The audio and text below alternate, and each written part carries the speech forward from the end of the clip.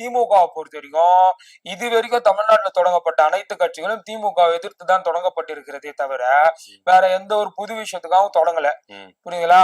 இவ்வளோத்தையும் சமாளிச்சு திமுக இன்னைக்கு வரைக்கும் ஆளுங்கட்சியா இருக்கு. இதுக்கு அடுத்த 2026 தேர்தலிலும் வெற்றி பெற்று ஆளுங்கட்சியாக இருக்கத்தான் போகிறது. அதனால இவருக்குதான் திமுக பெரிய இது. எங்களை பொறுத்தவரை அவர் சின்ன அட்டை, அவ்வளவுதான், தட்டினா உழுந்துரும். இன்னும் திமுக தட்டாம இருக்குது. ஏன்னா அதுக்கு டைம் வரல. ஏன் தட்டாம இருக்கிறீங்க? ஏன் உங்களை பார்த்து பயப்படுறீங்களா? எங்களுக்கு இப்ப எலெக்ஷன், புரியுதுங்களா? மதவாதத்தை உள்ள விட்டுறக்கூடாது.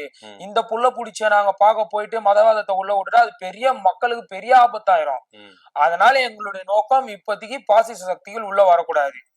அதனாலதான் விஜய் நாங்க இப்போதைக்கு டச் பண்ணாம இருக்கோம். ஏன்னா அவர்லாம் எங்களுக்கு ஒரு பொருட்டே கிடையாது.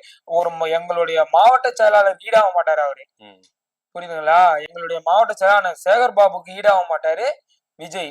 அவரு களத்துல இறங்கினா போதும், விஜய் எல்லாம் துண்டை காணும் துணிய காணும்னு ஓடுவாரு.